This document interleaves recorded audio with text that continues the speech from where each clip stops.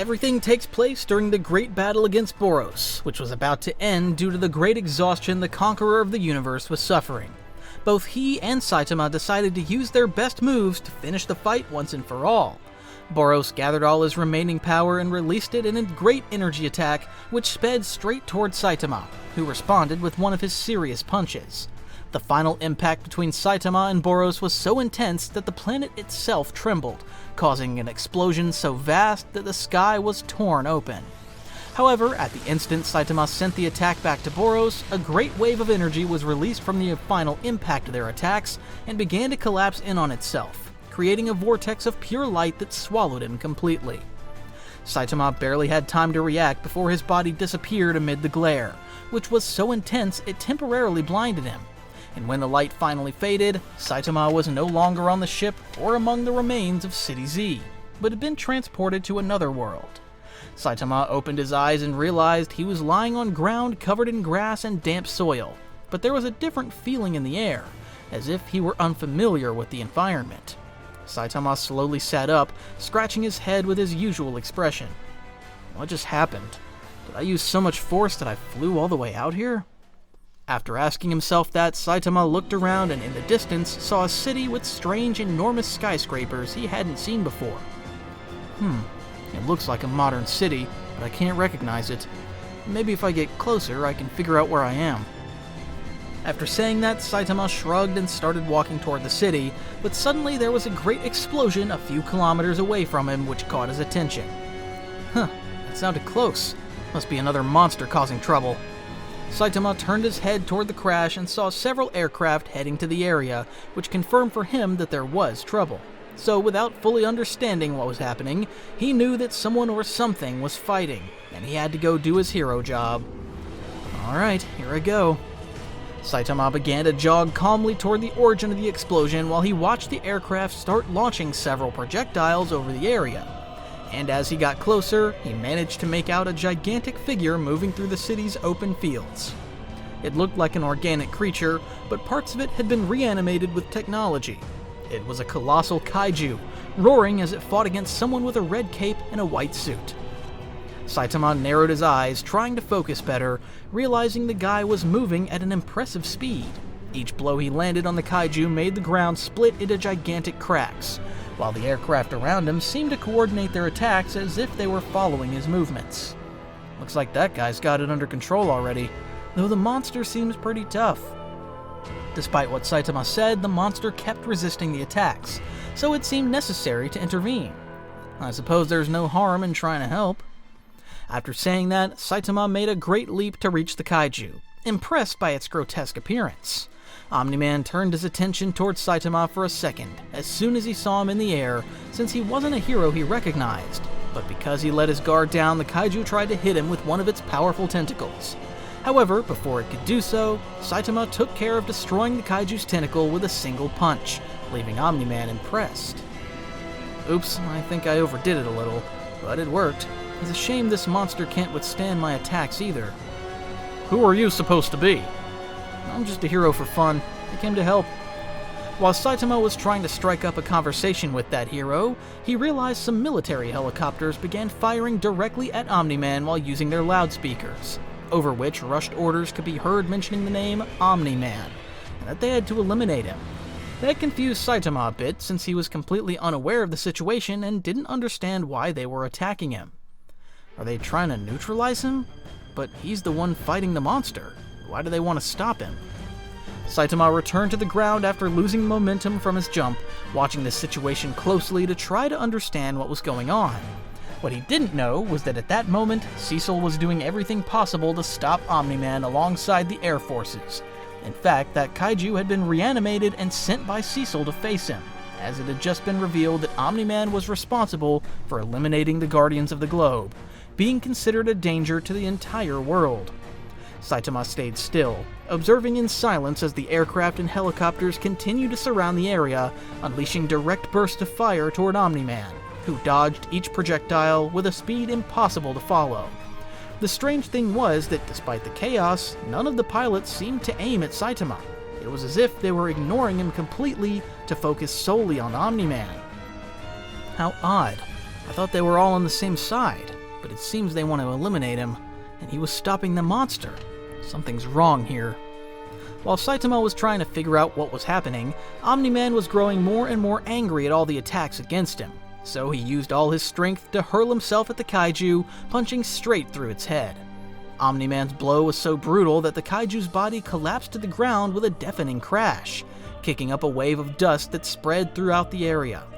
Despite that, the helicopters began to surround Omni-Man again, but this time Nolan didn't wait to take more fire. Instead, he launched himself straight at the aircraft to finish them off once and for all. In a matter of seconds, Omni-Man split one of the helicopters in half, then went for the next and blew it to pieces. Seeing that Omni-Man was trying to kill the pilots, Saitama realized he couldn't just stand by while the pilots were going down. That doesn't look like something a hero would do. Without thinking, Saitama leapt toward the first helicopter, descending in flames, breaking part of the structure with a controlled punch to make an opening, grabbing the two pilots just before the craft hit the ground, and set them down safely a few meters away. Then he launched himself back into the air to catch the others as they fell, moving at great speed through the smoke and fire as if everything were happening in slow motion for him. When the last pilot was finally out of danger, Saitama landed softly among the charred remains of the aircraft, watching Omni-Man hovering in the air with the kaiju's blood on his suit. The silence lasted only a few seconds before the military sirens were heard again, wailing from afar. That guy seems strong, but judging by how he's acting, he doesn't look like one of the good guys. While Saitama was busy protecting the pilots, a figure began descending at full speed from the sky, a young man wearing a yellow and blue suit. It was Mark Grayson, also known as Invincible, who was only passing through the city, but when he saw the commotion in the area, he decided to help. Invincible looked confused to see a kaiju's body on the ground alongside several burning aircraft, wondering what exactly had happened. That's when he fixed his gaze on Saitama, since he seemed to be a hero and might be able to brief him on the situation. What happened here? I saw the explosion from kilometers away. Were you here when it all started? Saitama glanced at him out of the corner of his eye while scratching the back of his neck with his characteristic gesture. More or less. I also came here to help, and there was a giant monster, but that guy in the red suit tore it apart. But it looks like the military wasn't too happy with him for some reason, and he tried to kill them. Mark fell silent for a few seconds upon hearing that. He couldn't believe what he had just heard from Saitama, but when he looked up, he realized the person Saitama was talking about was his father. Wait, what did you say? The guy in the red suit tried to kill the pilots? Saitama nodded slightly as he lifted a piece of burnt metal from the ground with one hand. Yeah, he seemed pretty angry. First the helicopters attacked him, and then he went after them, destroyed them without hesitation. I had to go for the pilots before they died. If I hadn't, there wouldn't have been a single one left. A chill ran through Mark's whole body. He tried to stay calm while his mind refused to accept what he had just heard. It can't be. No, he wouldn't do that. There has to be a reason, something I don't understand. Before he could keep talking, the imposing figure of Omni-Man slowly descended toward Mark, landing softly on the ground. Mark, we need to talk. Mark looked straight at his father, feeling his voice tremble with confusion. Talk about what? Dad, is what he says true? Did you try to kill those pilots?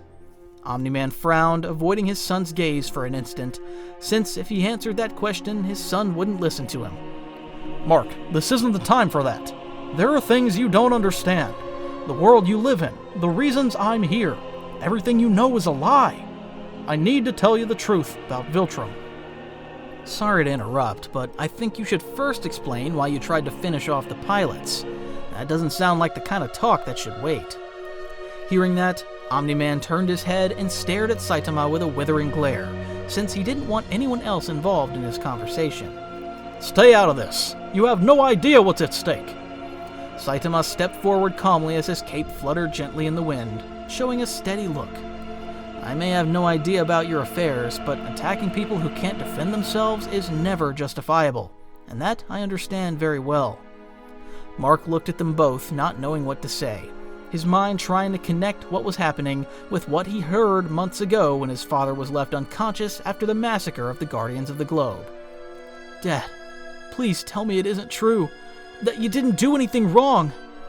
Omni-Man clenched his fist as he looked directly at his son with a mix of guilt and frustration, trying to hold himself back as he told his son the truth. "Mark, humans are weak. You don't understand the purpose of our mission. Viltrum exists to create order, to unite worlds under strong leadership, not to destroy them without reason. Those pilots didn't understand that. They were just another obstacle to our true mission." Mark looked at him in horror and stepped back. "They were people, Dad. People who were just doing their jobs. They were people who didn't understand the Empire. Everything I do is for you, for the future of our race." Saitama let out a deep sigh as he looked at both heroes. "Sounds more like an excuse than a reason. I don't care if you're a god or a conqueror. That doesn't give you the right to decide who lives and who dies."